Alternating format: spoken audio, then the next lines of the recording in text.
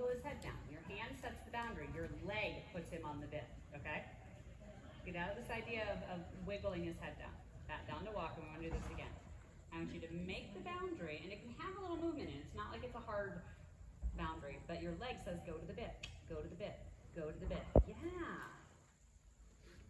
And then him going to the bit becomes what makes him rounder. When I need a horse rounder, what I actually do is I shorten my reins a little. I make a little bit of a fist as I drive with my lower back and my leg and say, get to that bit. And then Pete sighs and puts himself on the bit. Because it's always Pete. He wants to look out every corner, look out every window, check out every corner. Because, you know, red pony. Send him forward a bit. He's got to go to the bit. Every time you put your leg on, he's got to answer by getting rounder. If he doesn't, you have to make him a little uncomfortable in that position. Because horses don't learn because they read a book. They only know not what's right and wrong, but what's comfortable and uncomfortable. So if he's there where he's sort of on the bit but not really committed, you need to make that posture uncomfortable for him. And you make that uncomfortable for him by like moving his neck back and forth, putting more pressure on with your leg, over bending. Those are all ways to make him uncomfortable so he finds a different posture. Does that make sense to you? Yes. Yeah. But don't make him comfortable kind of good. You are capable of higher scores than kind of good. Got it? But to get there, you have to capitalize on that quarter horse obedience. Because the only reason he's not giving you that extra is he doesn't, you know, it hasn't really been made clear to him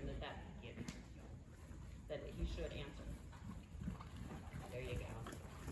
Now, when you ask for the canter this time, you're going to be like, I need it. Yes. Now, can you cruise control in the canter?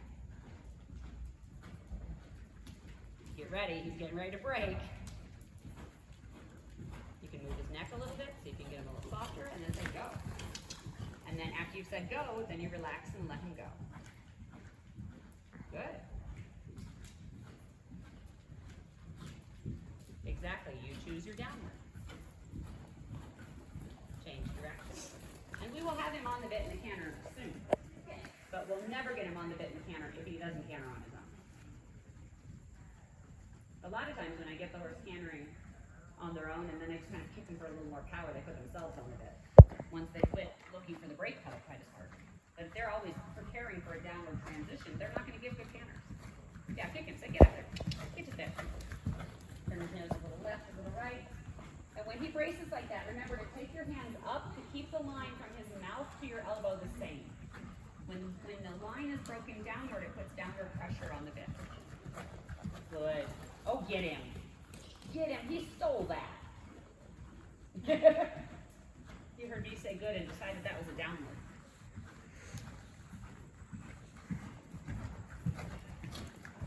Good. Yeah.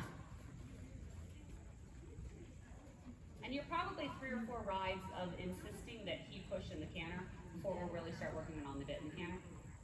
But you can feel the benefits you're already getting the trot by him developing just a little self-carriage, right? Yeah. Okay, straight down the long side. Keep that swing. Pay attention to the balance. Send him a little bit, bring him back a little bit as needed, vibrate the bit as needed, but all of your corrections are small and they happen before I see that he's coming off the bit. Turn on the center line wherever makes sense with traffic. Go straight on the center line. Now enter a leg yield. You would have leg yield would have been right off of the bend. Okay. Generally, you leg yield away from the bend unless someone specifies the other way. Okay, no worries.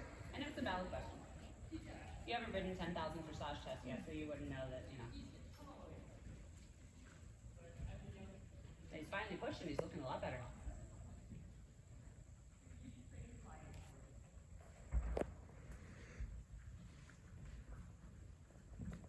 Keep controlling the shoulder. Go straight, go straight, go straight. Because that wasn't leg yield. That was fall right in the shoulders, right? And the minute he falls, you can be like, no, I'm not accepting that anymore. My goals are higher than this. Posting by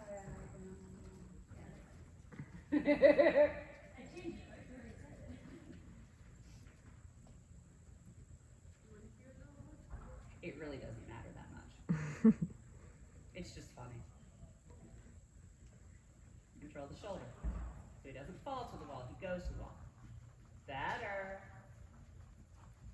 Better. And at the end, you actually start to soften. Felt that?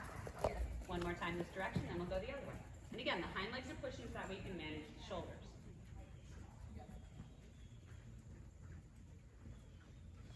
I'm loving that trot. How's that feeling?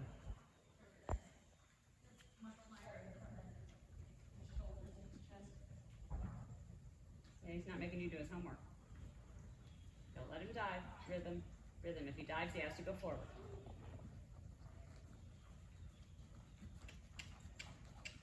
Keep the rhythm. And then change direction. We'll go the other way. Because I think that's actually the right bracing problem. The left hind doesn't want to carry. Yeah. He wants to push in his right shoulder instead of using his left hind in this. So you feel the result as the brace in the right range.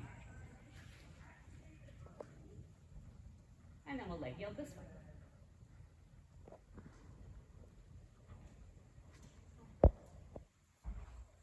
Yeah, because this way you've got so much more control of it. Now with your seat, can you push him into your hand and get him rounder as he leg yields? There you go. And eventually we'll get to where we can do transitions within the gait in leg yield, but I don't want to go there yet.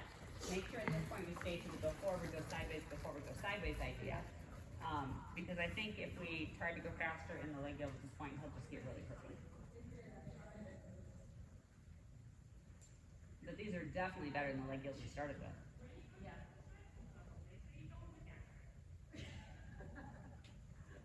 Now if it gets too slow in the leg yield, roll it into a half or a full 10-meter circle where you really send him forward. Leave the leg yield to do the dirty work on the answer my legs on. That one was better though. That one was better. I'm giving you work plans later. Yeah. One more time and then we'll call it a lesson.